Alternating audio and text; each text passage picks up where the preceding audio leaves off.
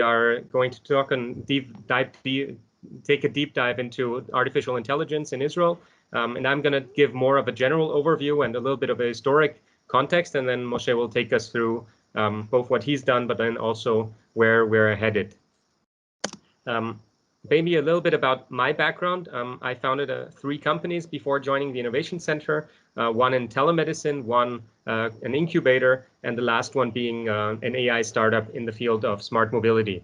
Now at the Innovation Center, I actually run mostly sort of our startup and venture capital activities, which relates to, for example, food tech, but also AI and other areas. And I come a little bit from the academic side, where I teach, for example, also at ETH Zurich and in Switzerland. And my background is in business. So having said that, that sort of gives me a little bit of where how I look at COVID-19 and a little bit, we were asked sort of how it affects the Israeli startup economy. And generally speaking, just to give you a sense, overall, there's about 3,000 new cases that I think were recorded yesterday. The last few months have seen quite a number of cases when you compare that, for example, to the number in Denmark. And so a lot of people are trying to deal with it, but it's sort of becoming, once you get to that exponential stage that I think we passed in Israel, it's very hard to contain. So just to give you a couple of sort of business areas or areas of life where this has been felt is, for example, the education area, where on the one hand, the schools are starting this week physically, but at the same time, there's a lot of sort of a sudden move to digital, which Israeli schools haven't been that digitally versatile historically, and now have had to adopt a lot of technology in a very short time. Also, the teachers went on strike in the meantime, and other sort of effects, conundrums. On the other hand, in the economy, and I think this is quite a bit different from the Danish economy, the high-tech environment, of course, investments are slower, the sales cycles are longer, and I think Moshe has a much better perspective and insider's view on that. But overall, it's more or less stable. It hasn't sort of completely crushed down, but the general economy has taken a huge hit. In the unemployment, there were talks about 1 million people unemployed out of a population of roughly 9 million.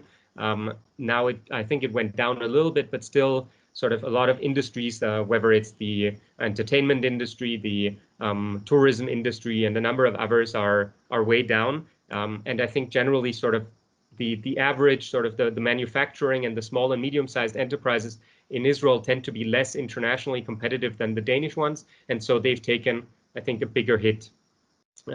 Similarly, on the political side, and this is made for whoever's interested and who's followed it, it can be sometimes perceived as a little bit unstable. I would say they just had a budget extension so that there's actually no sort of long-term budgets being spoken, but more monthly and quarterly budgets, which of course, for anyone who's sort of been in touch with the public sector, creates a lot of challenges because they cannot work long-term as they're used to.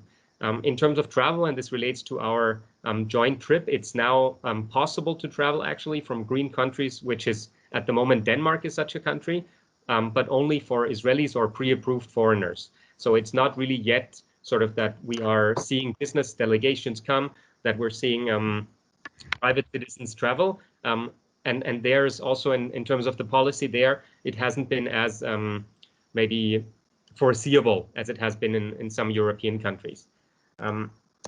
Having said that, maybe a little bit about AI in Israel and sort of historically, this is actually what you can see here is government investments into AI. And of course, these numbers are changing every day. And I'm sure that there's a number of European countries who, I think this slide is from a year and a half ago, have made also national strategies and national investment programs. But you can see that there's sort of a big Chinese investment, lots of things happening in other East Asian countries, and Israel also trying to do things, which of course this is separate from the cybersecurity national strategy, which is an even bigger investment. Now, in terms of the total, in terms of AI as a subgroup, you can see that there's approximately 1,000 AI startups here. And of course, those are from a number of sectors that I'll dive into shortly. you can see that I think that what's maybe special a little bit about the Israeli AI startups is that they're permanent or primarily very much operating vis-a-vis the American market, but that they're also often coming out of academia, research commercialization, as Moshe's company, for example, is one very great example. There's also a number of multinationals that are really either from the tech giants, whether it's Google, Facebook, Amazon, or others, and also traditional companies that are operating AI and cybersecurity centers.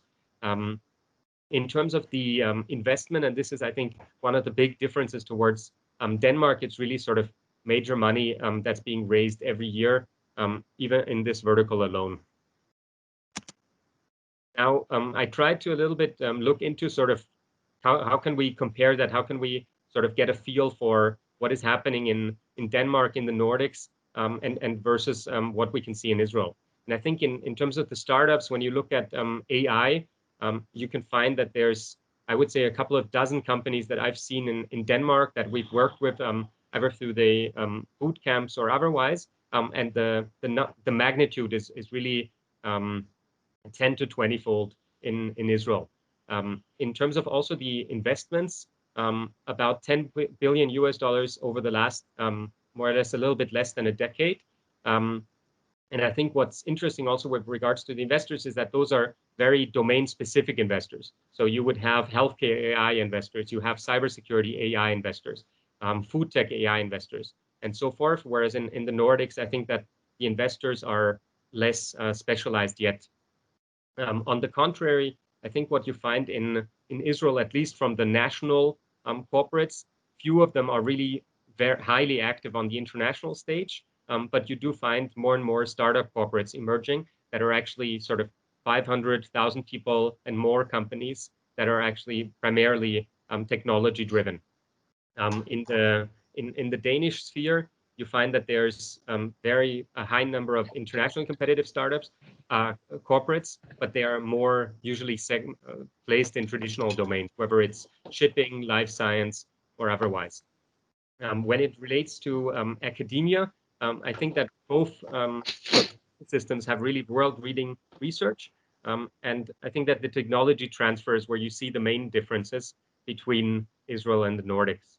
And lastly, in terms of sort of how the startups go through this whole cycle, the accelerators and the incubators, there's really a number of very dedicated and long-lasting incubators that have shown that they can really grow major companies over time. And I think that's just starting in the Nordics. When you look at sort of, and this is specifically we at the Innovation Center, we cover mostly civilian AI. So we don't cover any defense or similarly related AI.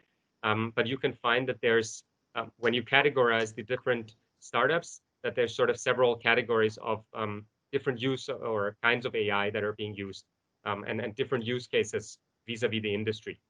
So from recommendation systems to sound recognition to computer vision, and you can find in each of those categories, you can usually find several very, very strong companies that have achieved a global reach and really quite diverse, but I would say mostly compared to European companies and Danish companies, which then oftentimes also tend to be sort of business model innovations or similar, and then using AI to solve for that.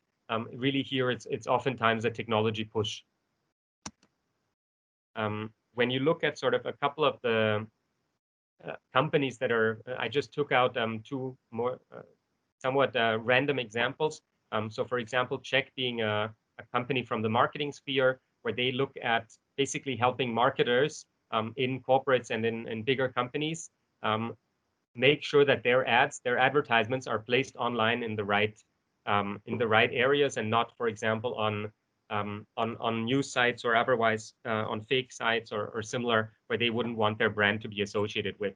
And historically, this has been done through exclusion lists. So you basically try to have an ever-growing list of websites that that the ads are not displayed. And of course, with the explosion of websites and blogs around the world, this is not a viable solution anymore. And so they actually use natural language processing to understand what the website is talking about that the content is to be displayed on, and then decide if to serve the ad.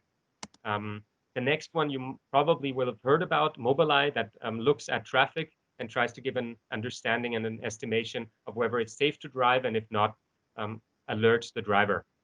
And actually, I just learned from Moshe that Amnon Shoshua, who's one of the founders of this company, used to work in his company. So I'm sure we can look forward to hearing about that. Lastly, maybe in terms of what we are doing at the Innovation Center, you can see that we actually ran last year an AI Health Masterclass. We also have a project with the Industrial Foundation on artificial intelligence and cybersecurity. We often do technology scouting and partnerships for Danish corporates, but also other companies. And now we're looking very much forward to the AI deep dive with ATV. And lastly, we also authored a report sort of summarizing what we're seeing in Israel in AI last year, and you're welcome to look at it here.